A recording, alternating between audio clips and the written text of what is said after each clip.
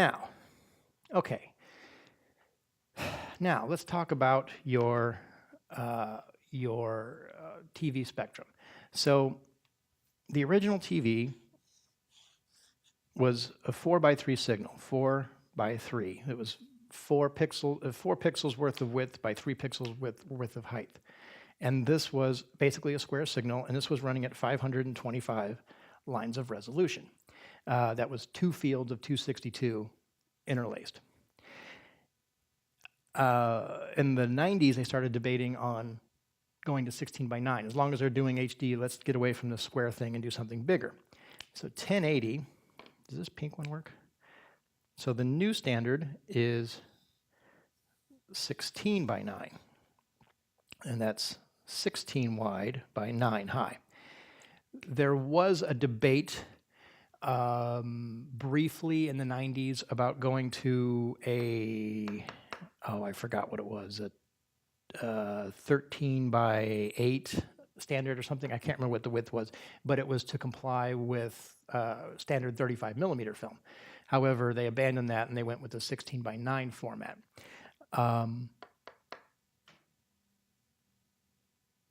The argument was valid, because if you did standard 35mm, then all your 35mm films would automatically fit. I'm not sure why they went with 16:9. It may have been that it was easier to make a screen compatible with 16:9 than it was to make whatever the aspect of the 35mm film was going to be. I'm not sure. But as you can see, the problem converting from 525, oh, by the way, 16:9 at either 1080 or 720 lines of resolution. And the problem with doing 525, or not the problem, the situation was you had this dead space on both sides.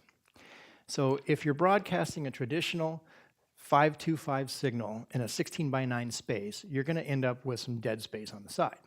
So the way they accommodate that is they either put up little banners to flag this part of the screen, or they blow this up to fill the whole screen. So this is 525 is expanded and it looks kind of mushy. There's a couple things going on your TV screen.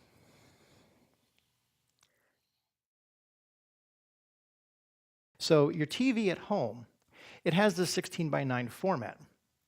However, the pixels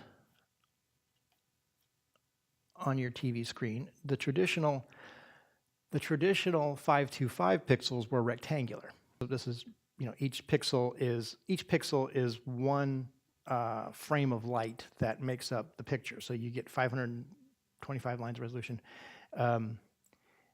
So each pixel is a different color or shape, and when you put them all together, you get an image. Traditionally, these were rectangular. The problem in the 90s was computer screens started coming out, and if you tried to write a word, and rectangular pixels, you got these weird blurs because the fine parts of the text wouldn't line up correctly with the pixels. So in the 90s, computer monitors came out, and they said, we're going to fix this problem by making pixels square. So pixels became standardized as squares instead of rectangles. Well, the problem here is your television doesn't know if it's going to receive rectangular or square pixels. Generally, if it's digital, they're going to go for squares. But if it's looking at a traditional 525 image, they're going to want to see it in rectangles. So your TV itself has a switch built into it that'll decide if you're going to see, I think it's 0.989 pixels or square, or I think that's it. So you have to decide which type of pixels you want to look at on your TV screen itself. And then there's another setting on your TV screen where you can overscan, and the idea with the overscan is that you push off any erroneous black edges that would be transmitted from the television provider. So that's one thing that's going on with your TV set. So your TV has an adjustment to decide if you're going to see the full frame, more than the full frame, or if you've got some latitude with your TV screen.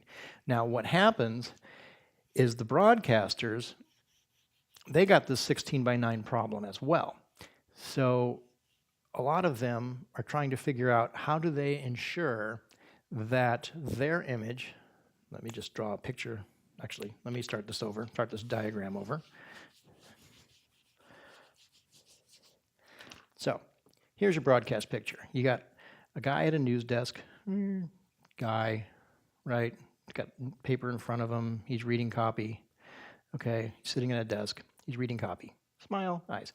Okay, so this guy's reading copy, and there's this fire. Let's call it a fire. Fire, flames, house fire. It's a house fire.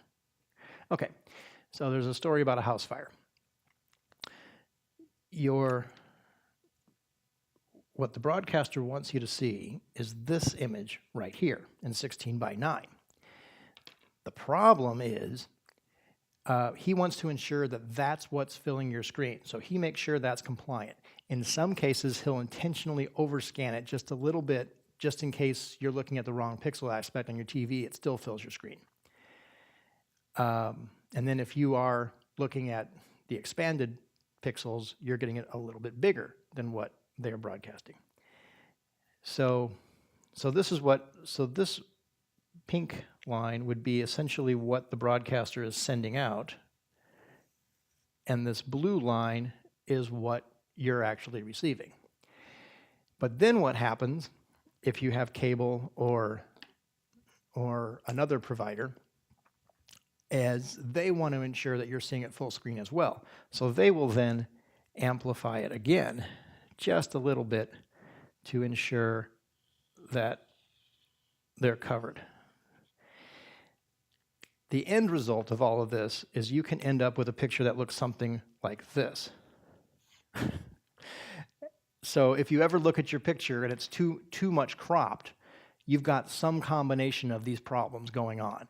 You've either got the wrong setting on your TV, the cable provider is expanding the picture, the TV station is expanding the picture, and if you ever just see that there's edges missing, that's why that's happening, is because everybody's trying to expand, including your TV is trying to expand. So you've got to check the settings on your TV. That'll get it in check a little bit, but then you can't really beat the cable provider because they're still going to do what they're going to do. Now, occasionally, if you're looking at this picture, there's a couple things you might notice. There's a thing called line 21. Line 21. Line 21 is the 21st line of pixels that's being transmitted to you, and it's reserved for the metadata information for the closed captioning. So it'll look like a series of little white dashes. CC, closed captioning. It'll look like a series of little white dashes across the top of your screen. And it looks like little marching ants, and they kind of dash across the top of the screen.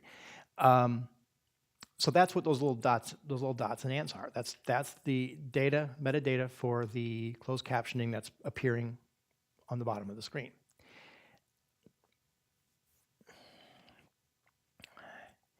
Now, in some cases, the broadcast channel may block line 21 from your view so you don't see it, in which case you won't see it. In some cases, the cable provider has blown up the signal so it's pushed line 21 off the screen so you won't see it. And then in some cases, people just aren't paying attention, they don't care, and they let it go out. So you don't always see it. But if you ever see those little lines dashing across the top of the screen, that's the closed captioning information. There's another thing that goes on, not so much with digital, so it's not going to happen in this kind of picture.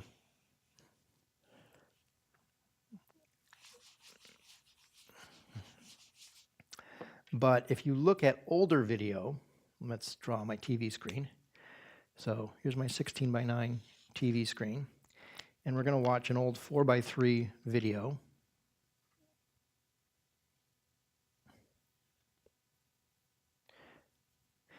There's another thing that goes on where you'll see a little kind of a breakup and a peak in the bottom of the screen.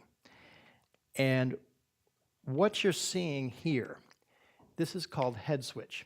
And head switch was applicable when we were talking about analog signals. This was physically the point where one signal was coming in and a new signal was recording it. And when the two signals collided, if you will. When they met up, there was a little sink part where they had to kind of catch to fall in line. And the interesting thing about head sync, you'll see this like if you watch America's Funniest Home Videos where they play an old video, you'll see these little indications on the bottom, little blips of crap on the bottom of the screen. That's what that is. It's head switch. And the interesting thing about head switch is every time you made a copy of that video in analog, the head switch got more pronounced.